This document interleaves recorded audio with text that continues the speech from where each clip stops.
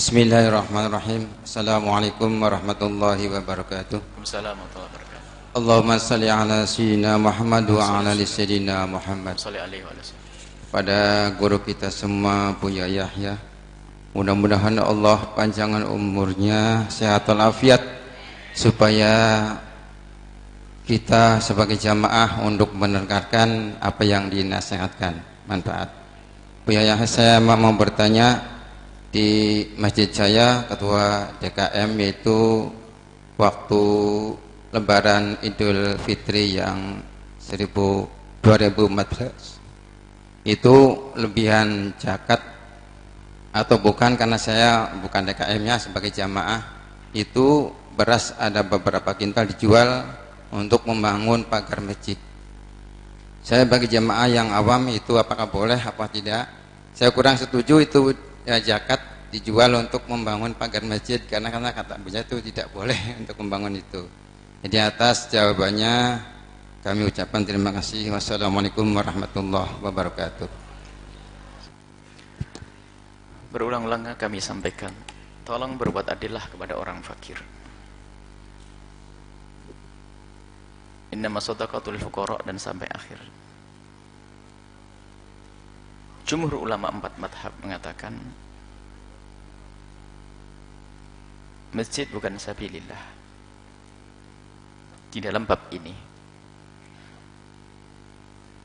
sehingga jangan sampai kita itu berbuat zalim kepada orang fakir lalu menggunakan duitnya orang fakir untuk hal-hal yang seperti itu. Dan setelah kita lacak, memang ada pendapat-pendapat lemah. Urusan duitnya orang fakir yang mereka mendapat lemah, tidak diperkenankan zakat digunakan untuk bangun masjid. Yang salah bukan Anda, yang salah adalah panitia. Dan mungkin panitia tidak bersalah, yang salah adalah yang memberikan fatwa. Zalim kepada si fakir. Dan kita pengen tahu maknanya sudah cukup itu seperti apa sih? Masalahnya sudah kampung itu kaya semuanya begitu. Yang dikasih 2 kilo untuk makan 2 hari 3 hari beres, bagaimana cukup? Luar biasa kalau satu negeri sudah cukup, nggak butuh zakat, hebat ini, luar biasa. Satu ke desa aja sudah. Baik, ketahuilah bahwa itu hak mereka. Kembalikan ke mereka lagi, cari. Kalau memang ada lebih, digunakan sampai dia tahun depan Anda menjadi orang yang cukup kaya. Bukan sekedar mengeluarkan zakat fitrah saja, nanti keluarkan zakat mal setelah itu. Dan tidak diperkenankan. Dan coba kita mengumpulkan perkataan para ulama, bukan pendapat kami tidak punya pendapat. Pendapat ulama kita lacak dari 4 madhab semuanya. Sehingga kami kumpulkan dari kesimpulan dasar al-kasyf wa tabyin, kitab apa? Dalam kita sendiri nulis lupa.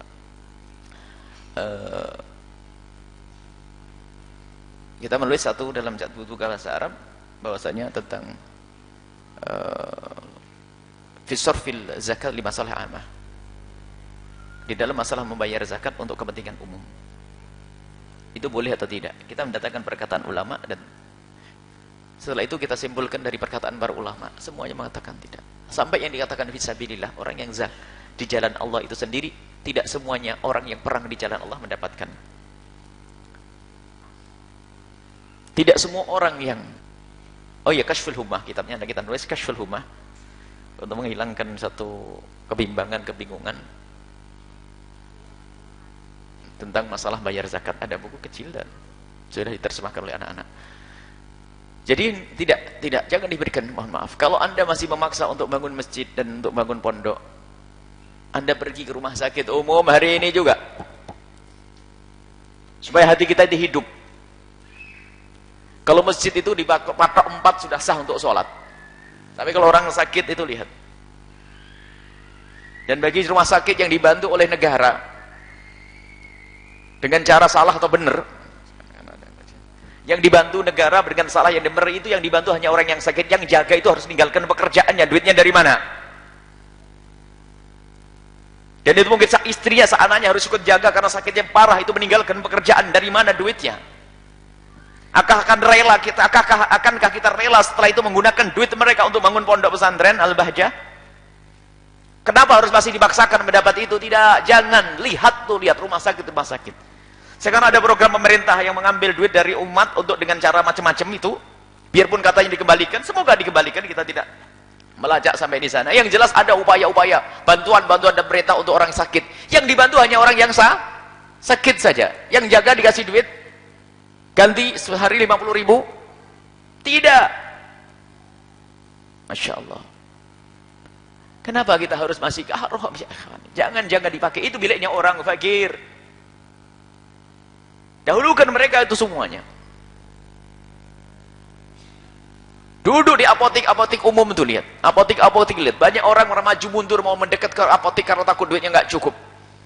Dan langkah banyaknya orang yang menangis keluar dari rumah sakit bingung mengeluarkan istrinya atau anaknya. Bahkan mungkin seorang anak muda menangis menyesal karena ibunya meninggal karena dia tidak bisa membawa ke rumah sakit. Dan sudah begitu, akankah kita gunakan untuk bangun pondok pesantren? Lalu kita jadikan pondok pesantren fisabilillah. Takutlah kepada Allah. Mau bangun apa ini? Mau bangun apa? Kita harus tegas urusan ini. Hanya orang fakir berikan kepada mereka. Alhamdulillah al-Bahjah tidak ada duit zakat. Dan semuanya yang bangun adalah Allah. Jangan melakukan dengan cara yang haram. Jangan zalim kepada si fakir. Dan juga jangan zalim kepada si kaya. Sama, tidak boleh berbuat zalim kepada siapapun hari ini yang kita bahas tadi. Baik, tidak dibenarkan. Adapun orang yang sudah melakukan zakat semacam ini, insya Allah diterima oleh Allah. Karena apa? Bukan Anda yang salah. Mungkin ada orang zakat mal diberikan ke pondok, zakat mal diberikan ke masjid untuk bangun masjid, zakat harta. Insya Allah sudah diterima oleh Allah karena Anda tidak mengerti. Tapi hari ini tidak. Perhatikan orang fakir di kiri kadanmu dan sekaligus itu menyambung silah itu. Jangan sampai kau dianggap orang kaya yang kikir pelit, zakatnya tidak pernah keluar. Coba orang kaya yang ada di mana? Anggap saja di kampung di ujung Cirebon sana. Kaya raya, saking cintanya kepada Al-Bahjah, digunakan untuk membuat zakat. Zakatnya untuk bangun pondok. Habis semua zakatnya untuk bangun pondok, alasannya apa? Pondok manfaatnya besar. Umat belajar, nuntut calon ulama. Wih, hebat. Kelihatannya begitu. Tapi tetangganya nangis, dia tidak bisa bayar. Tidak bisa makan. Apakah selamat orang itu? Tidak. Dahulukan orang yang ada di kiri kananmu. Tolong perhatikan. Dan itu punya makna yang luar biasa. Agar orang yang setiap hari mendengar deru mesinmu itu mendapatkan bagian. Agar orang yang selalu kena debu mobilmu yang sedikit kebut karena kau buru-buru mementingkan anakmu, anaknya orang lain lagi makan bubur, buburnya ditutupi kerudung oleh ibunya karena kau ngebut. Dan sadar gak kau itu? Kau beri zakat nanti agar terhibur hatinya. Dan itu hak mereka. Sudah, jangan dipaksain, sudahlah. Kami sampaikan ini adalah justru kami cinta kepada orang yang suka ngambil zakat dengan cara yang salah. Kami cinta agar Anda tidak disebut sebagai dolim nanti di akhirat. Sekarang ini loh waktu. Suka tidak suka. Suka tidak suka. Baik. Tidak usah berhelah, berhujah. Oh, kekayaan orang kaya masih banyak selain dari duit zakat. Alhamdulillah banyak. Selain dari duit zakat masih banyak. Nggak usah kita tamak dengan duitnya orang fakir. Jangan. Baik, ini saja. Itu adalah salah, akan tapi Anda tidak berdosa karena Anda bukan mufti di situ dan Anda juga bukan pengurus. Kalaupun Anda pengurus, Anda akan dengar mufti yang berfatwa kepada Anda. Tapi hari ini Anda harus membuat perubahan. Tidak. Keluarkan dari kepentingan pribadimu, keluarkan dari kepentingan masjidmu, pondokmu. Sudah, jangan pakai aku. Pikirlah keadilan baru selamat. Kalau sudah ada akunya pondokku. Wah, ini setan bisikan. Ustaz, pondok ini mencetak ulama itu, lihat kerusakan umat karena tidak ada ulama. Lihat.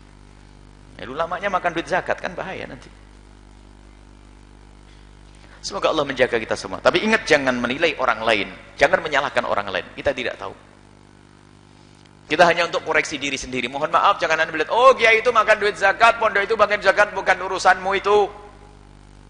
Kita tidak ingin meracuni, merusak hati juga. So, ini hanya untuk benah diri Anda, duit zakat Anda salurkan kepada yang membutuhkannya sesuai dengan yang disebutkan dalam Al-Quran. Jangan diperluas urusan fisabilillah, sebab permulaan ayat itu dimulai dengan innamas shadaqati dibatasi supaya tidak kemana-mana. Hanyalah sedekah ini boleh diberikan kepada ini. Di sini dikunci, di belakang fisabilillah diperluas. Ini kan seolah-olah lebih hebat daripada Allah Subhanahu wa taala. Akhirnya sehingga terjadi kedzaliman, masya Allah. Kalau Anda masih belum bisa, sedikitlah Anda terbuka pada orang fakir, kuping Anda akan mendengar. Anda tidak akan rela setelah itu mengeluarkan duit zakat kecuali untuk mereka. Cuman kalau Anda mungkin tertutup, lihat, tertutup, nggak boleh ada komunikasi dan sebagainya. Anda tidak ngerti. Anda ke rumah sakit kecil, rumah sakit umum itu, Anda ke sana coba.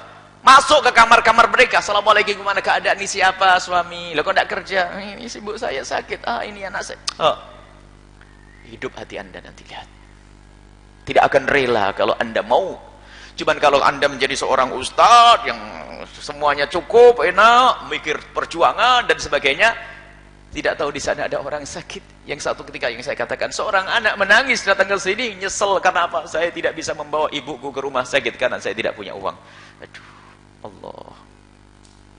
Akankah setelah itu kita rela membawa duit mereka untuk kita berikan ke masjid, pondok? Ya, ini kejelasan.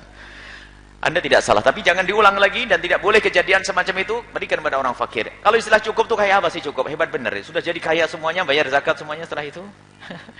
Enggak, cukupnya dikasih 2,5 kilo. Zakatnya orang satu untuk satu orang, hanya untuk makan 2 hari deh. Setelah itu suruh puasa orang fakirnya. Baik, hati-hati ya urusan zakat. Jadi penjahat dalam zakat ada 3.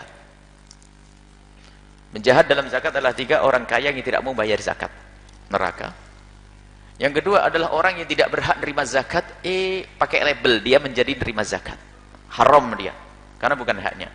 Yang ketiga adalah panitia zakat tapi tidak ngerti ilmu zakat, membagi zakat dengan cara salah, penjahat juga. Jadi 3 penjahat dalam zakat. Semoga kita menjadi orang yang selamat, amin.